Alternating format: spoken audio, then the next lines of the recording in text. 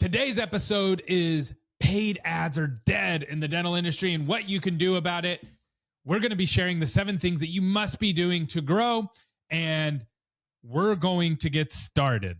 Welcome back to another episode of Dental Marketing Go. I'm your host, Gary Bird. I'm the owner of SMC National, where we help offices just like yours level the playing field against the big guys out there so you can grow the way that you want. And I recently dropped a poll in a big Facebook group and asked people, have you ran paid ads before and have they failed? And so many people said, yes, that has happened to them. And a lot of people believe that paid ads are dead. And you know what? I understand why.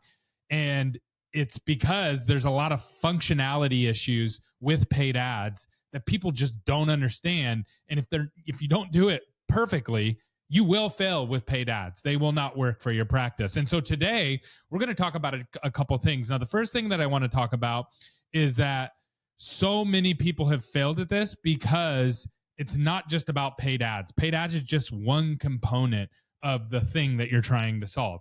And it's a supportive component.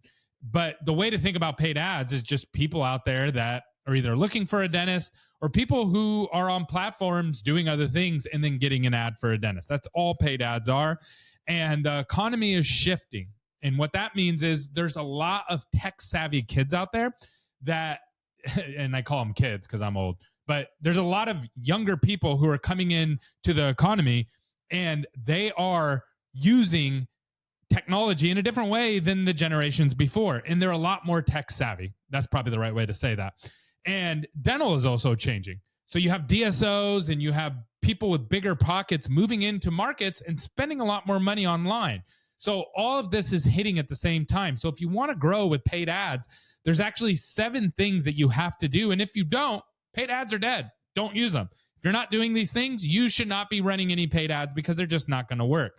And so I'm going to go through these 7 things with you really quickly today, just so you can understand them. Now, the first thing that you have to understand about paid ads, if they're going to work for you, is you have to understand the different ad platforms. So a lot of times people ask this question.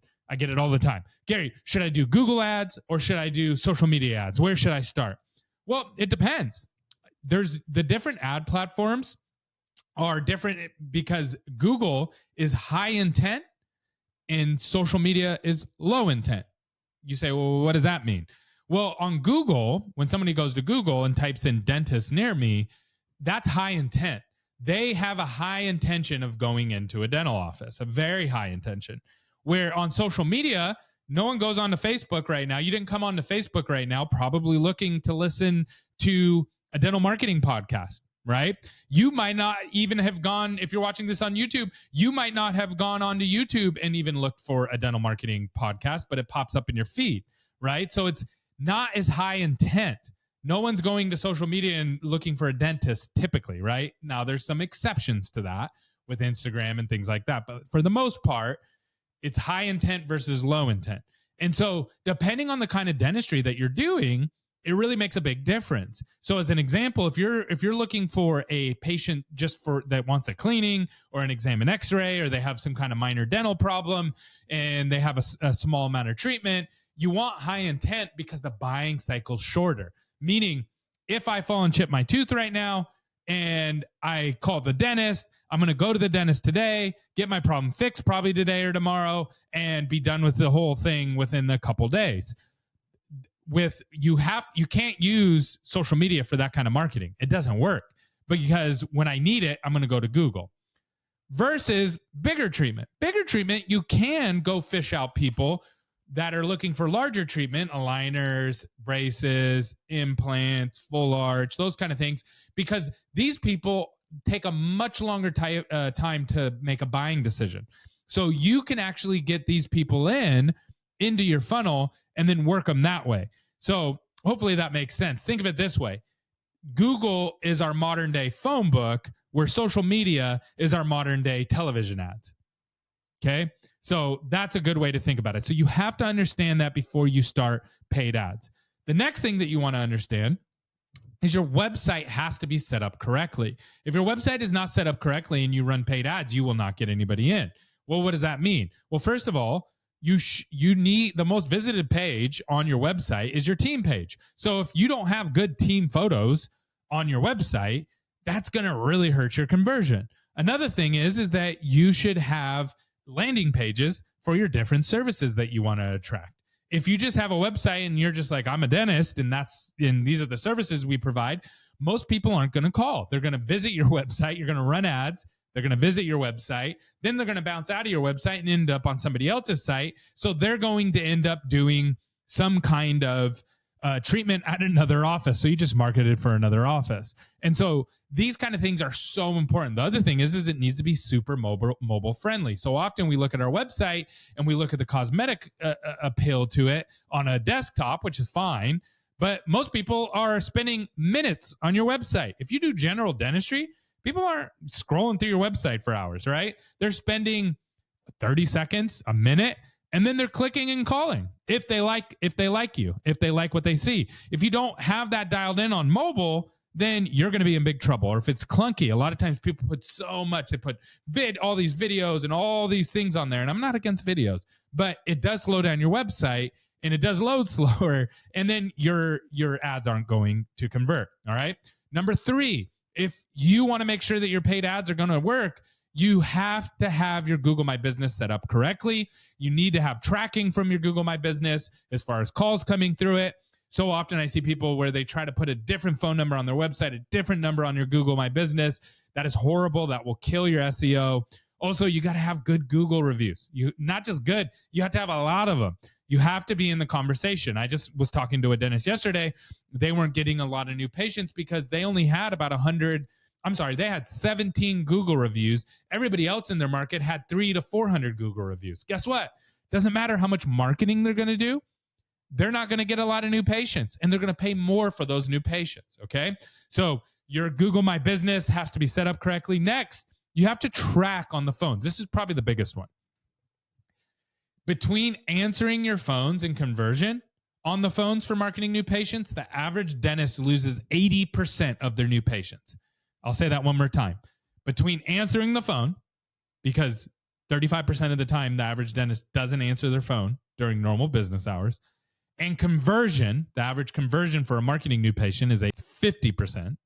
Between those two things, you lose 80% of your marketing new patients just on those two things. So a lot of people run ads.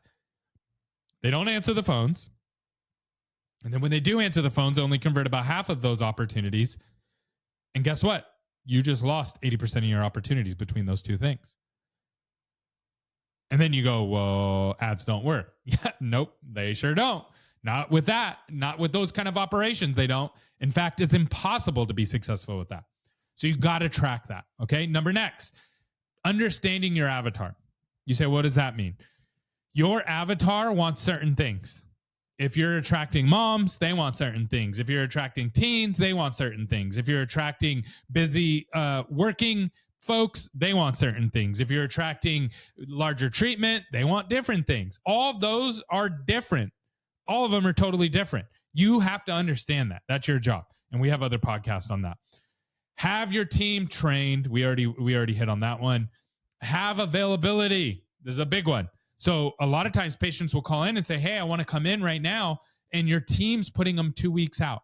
It's too far. You're not going to end up with those patients, and they're going to end up scheduling somewhere else. Next, you have to track your results and then refine them. So you say, well, I thought you said track on the phones. Yes, that's the beginning of the journey. But then you have to track the patients who are buying treatment and the patients who aren't. And then you got to figure out, is this a treatment coordinator problem that we have if they're not buying treatment, or is it a marketing problem? These are people that couldn't afford treatment. Those are two different problems, right? If you have patients that are coming in, I see this a lot. Patients come in, they have money to afford treatment, but they're not buying treatment. Marketing can't fix that. That is a treatment coordinator doctor issue that you have to adjust, okay?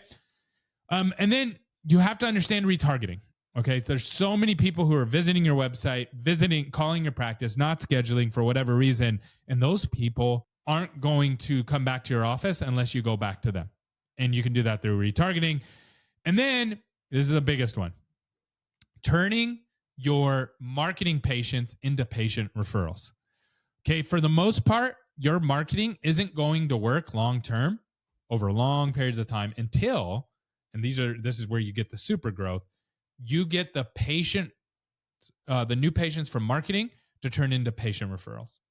If you can get the new patients from marketing to turn into patient referrals, that's where you crush. And what I mean by that is that you want high trust patients, right? And a lot of times you get these patients that come in from marketing and they don't trust you yet. And you go, these are low quality patients. They're not. They're actually patients that just don't trust you yet. And if you build the trust with them over time, guess what happens? They start to refer to you. And then now what you're doing is you're taking money to generate patients, and then you're turning those into patient referrals, which means you have to spend less on marketing, which means you compound your growth. And that is the trick to this whole game. So if this is helpful to you, let us know. Drop a comment below. Give us a thumbs up. Thanks so much for tuning in today. We'll talk to you soon.